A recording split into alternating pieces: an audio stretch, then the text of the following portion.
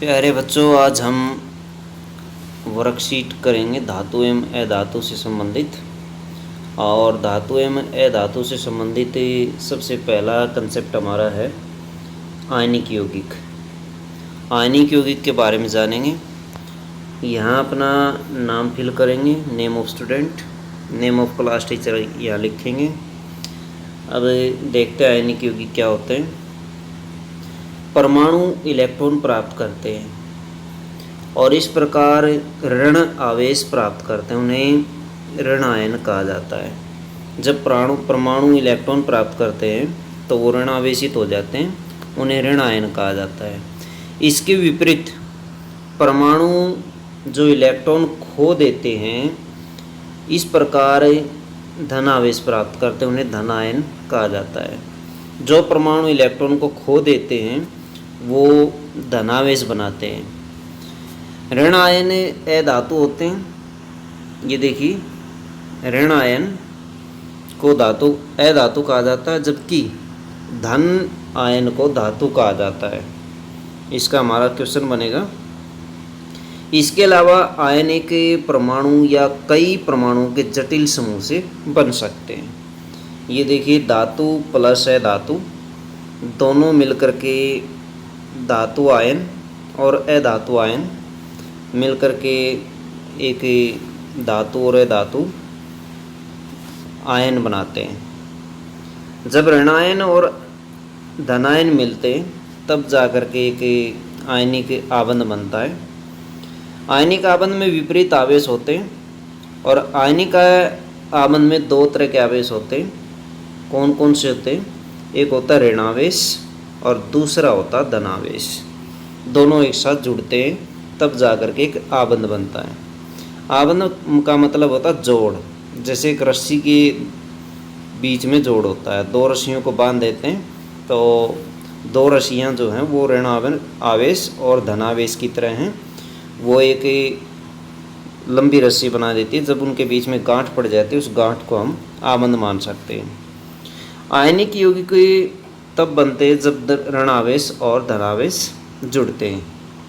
इसलिए आयनिक यौगिक आयनों से बने यौगिक होते हैं। एक परमाणु का नुकसान या लाभ दूसरे के नुकसान या लाभ के साथ मेल खाता है। एक परमाणु दूसरे परमाणु की ज़रूरत के लिए एक इलेक्ट्रॉन का दान कर आबंध बनाता है। जब एक परमाणु दूसरे परमाणु को इलेक्ट्रॉन दे देता है तब आबंध बनता है। आयनिक यौगिकों के भौतिक गुणधर्मों के बारे में जानेंगे। और राइट साइड में देखिए, आयनिक यौगिक भंगुर होते हैं। भंगुर का मतलब होता है कि वो पीटने पर अथवा दबाव डालने पर टूट जाते हैं। जैसे सोडियम क्लोराइड का आयन है और मैग्नीशियम क्लोराइड का आयन। NaCl सोडियम क्लोराइड का आयन है, जबकि MgCl2 मैग्नीशियम क्लोराइड का आयन है। आयनिक यौगिक जो होते हैं उनका गलनांक उच्च होता है, क्वथनांक भी इनका उच्च होता है। जैसे NaCl का गलनांक होता है 1074 केल्विन और क्वथनांक होता है 1686 केल्विन। इसी तरह से आप ये सीरीज याद कर सकते हैं जिनमें गलनांक और क्वथनांक दिए गए हैं। ये सब आयनिक यौगिकों के एग्जाम्पल है। LiCl लिथियम क्लोराइड होता है, CaCl2 कैल्शियम क्लोराइड होता है, CaO कैल्शियम ऑक्साइड होता है, जबकि MgCl2 मैग्नीशियम क्लोराइड होता है।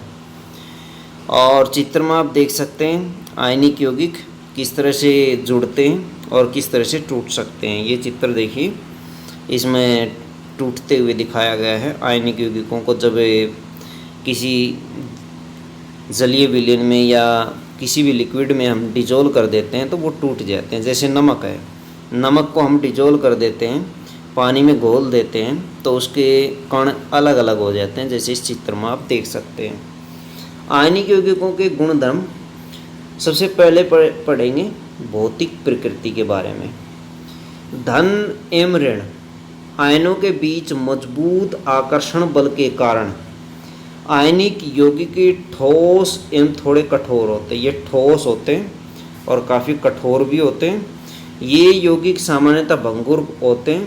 भंगुर टूट जाना, दाब डालने पर टूट जाना, दाब डालने पर टुकड़ों में टूट जाते हैं। गलनांक और क्वथनांक, आयनिक यौगिकों का गलनांक और क्वथनांक बहुत अधिक होता है क्योंकि मजबूत अंतर आयनिक आकर्षण को तोड़ने के लिए ऊर्जा की पर्याप्त मात्रा की आवश्यकता होती है।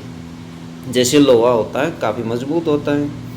इसी तरह से ये देखिए सोडियम क्लोराइड, ये नमक का सूत्र है। सोडियम क्लोराइड साधारण नमक जो हम घरों में यूज़ करते हैं, उसमें अंतरायनिक आकर्षण बल के कारण वो एक दूसरे से जुड़े रहते हैं और जब उनके ऊपर दबाव डाला जाता है तो वो टूट जाते हैं।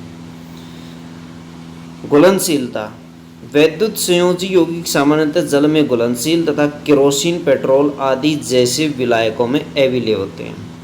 ये जो यौगिक होते हैं ये जल में घुलनशील होते हैं, लेकिन केरोसिन और पेट्रोल आदि में अविलेय होते हैं, इनमें ये घुलते नहीं हैं। विद्युत चालकता, विद्युत चालकता होती है कि विद्युत का उसमें से आसानी से चालन हो जाए। किसी विलयन से विद्युत के चालन के लिए आवेशित कणों की गतिशीलता आवश्यक होती है। जब तक कण के अंदर से विद्युत का चालन नहीं होगा तब हम उसको विद्युत चालकता नहीं मान सकते। आयनिक यौगिकों के जलीय विलयन में आयन उपस्थित होते हैं। जब जलीय विलयन में विद्युत धारा प्रवाहित की जाती है तो यह आयन विपरीत इलेक्ट्रोड की ओर गमन करते हैं, विपरीत इलेक्ट्रोड की ओर गमन करने लगते हैं। ठोस अवस्था में आयनिक यौगिक विद्युत चालन नहीं करते। क्यों नहीं करते? क्योंकि ठोस अवस्था में दृढ़ संरचना के कारण आयनों की गति संभव नहीं हो पाती। आयनों की गति संभव नहीं है, इसलिए ठोस अवस्था में आयनों का चालन संभव नहीं है। लेकिन आयनिक यौगिक गलित अवस्था में विद्युत का चालन करते हैं और गलित अवस्था तब होती है जब वो पानी में घुल जाते हैं, क्योंकि गलित अवस्था में विपरीत आवेश वाले आयनों के मध्य स्थिर वैद्युत आकर्षण बल ऊष्मा के कारण कमजोर पड़ जाते हैं। इसलिए आयन स्वतंत्र रूप से गमन करते हैं और विद्युत का चालन करते हैं। आप देख सकते हैं इसमें ये बैटरी कनेक्ट की गई है, बल्ब, स्विच, बीकर, ग्रेफाइट छड़, जांच वाला लवण। जिसकी जांच करनी है उस लवण को यहाँ लेते हम। ये बीकर है, कांच का बना हुआ है, इसमें 2 इलेक्ट्रोड हैं, ये दोनों इलेक्ट्रोड हैं, आप देख सकते हैं। इन दोनों इलेक्ट्रोडों को इसमें डुबो करके और बैटरी से कनेक्ट कर दिया जाता है और परिपथ को पूरा कर लिया जाता है। परिपथ क्या होता है? परिपथ में जब पूरा सर्किट हो जाता है, ये 2 इलेक्ट्रोड जुड़ जाते हैं, बल्ब जुड़ जाता है, एक की जुड़ जाती है, की अथवा स्विच जुड़ जाता है और जिसमें हम परीक्षण कर सकते हैं, उसे परिपथ कहते हैं। लवण के विलयन की चालकता की जांच हम इस तरीके से कर सकते हैं। तो इससे संबंधित अब क्वेश्चन करेंगे हम।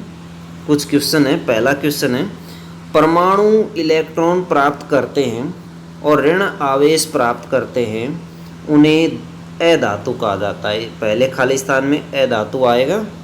परमाणु जो इलेक्ट्रॉन को खो देते हैं और धन आवेश प्राप्त करते हैं, उन्हें धातु कहा जाता है। इसमें धातु आ जाएगा। धातु हमेशा धनावेशित शो करती है जब इलेक्ट्रॉन खोती है। धातु हमेशा इलेक्ट्रॉन खोती है और धनावेश शो करती है, जबकि यह धातु इलेक्ट्रॉन लेती है और ऋण आवेश दिखाती है। जैसे Na+, Na सोडियम होता है और एक इलेक्ट्रॉन ये खोने पर Na+ आयन शो करता है। इसे रीड किया जाएगा सोडियम आयन और शो किया जाएगा Na+, इस तरह से।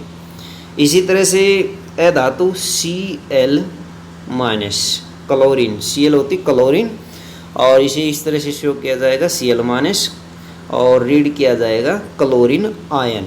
ये क्लोरीन आयन है। इसने एक इलेक्ट्रॉन गेन किया तो वह प्राप्त किया, इसलिए इसके ऊपर एक माइनस चिन्ह है। जब कोई तत्व 2 इलेक्ट्रॉन प्राप्त करेगा तो उसके ऊपर 2 माइनस लगा देंगे, 2 लगा करके माइनस, और 2 कोई इलेक्ट्रॉन खो देगा तो उसके ऊपर लगा देंगे 2+, ऐसे चिन्ह लगा देंगे। आयनिक यौगिक दबाव डालने पर टुकड़ों में टूट जाते हैं। दूसरा जो क्वेश्चन है उसमें आप फिल करेंगे दूसरे क्वेश्चन में कि आयनिक यौगिक जो है वो दबाव डालने पर, यहाँ आएगा खाली स्थान में, दबाव डालने पर टुकड़ों में टूट जाते हैं। तीसरा क्वेश्चन जो कि एग्जाम पॉइंट से काफ़ी इंपॉर्टेंट क्वेश्चन है और हर बार एग्जाम में पूछ लिया जाता है। आयनिक यौगिकों का गलनांक उच्च क्यों होता है? यह आपने अभी भौतिक गुणों में इसके बारे में रीड किया था कि आयनिक यौगिकों का गलनांक उच्च इसलिए होता है क्योंकि उनके बीच में अंतर आयनिक आकर्षण बल काफ़ी ज़्यादा होता है, जिसकी वजह से हम उनको आसानी से तोड़ नहीं सकते। ये देखिए, उच्च गलनांक, आयनिक यौगिकों का गलनांक बहुत अधिक होता है क्योंकि मजबूत अंतर आयनिक आकर्षण को तोड़ने के लिए ऊर्जा की पर्याप्त मात्रा की आवश्यकता होती है। यहाँ से आप ये क्वेश्चन कर सकते हैं, तीसरा क्वेश्चन।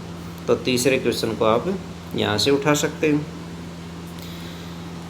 क्वेश्चन नंबर 4 है, ठोस अवस्था में आयनिक यौगिक विद्युत का चालन नहीं करते लेकिन गलित अवस्था में करते, कारण बताइए। तो इसका भी इसमें आंसर दिया हुआ है। ठोस अवस्था में आप यहाँ से इसका आंसर ले सकते हैं। ठोस अवस्था में आयनिक यौगिक विद्युत का चालन नहीं करते हैं क्योंकि ठोस अवस्था में दृढ़ संरचना के कारण आयनों की गति संभव नहीं होती, लेकिन आयनिक यौगिक गलित अवस्था में विद्युत का चालन करते हैं क्योंकि गलित अवस्था में विपरीत आवेश वाले आयनों के मध्य स्थिर वैद्युत आकर्षण बल ऊष्मा के कारण कमजोर पड़ जाता है। तो हमें इसका आंसर यहाँ से ले सकते हैं यहाँ तक। तो पांचवा क्वेश्चन है, पांचवा क्वेश्चन हमारा है कि आयनिक यौगिकों में विद्युत चालकता नामांकित चित्र के माध्यम से विस्तार से समझाइए। तो विस्तार से आप समझ सकते हैं। चालकता, विद्युत चालकता से संबंधित आप इसमें ये दिखाएंगे, ये चित्र आ जाएगा, यहाँ से लेकर के और यहाँ तक का चित्र तक का सारा इसमें ये वाला आंसर आ जाएगा। ये प्रश्न 5 का आंसर है, प्रश्न नंबर 5। तो विद्युत चालकता से संबंधित ये चित्र आप बनाएंगे और इसमें सारा ये मैटर आप लिखेंगे।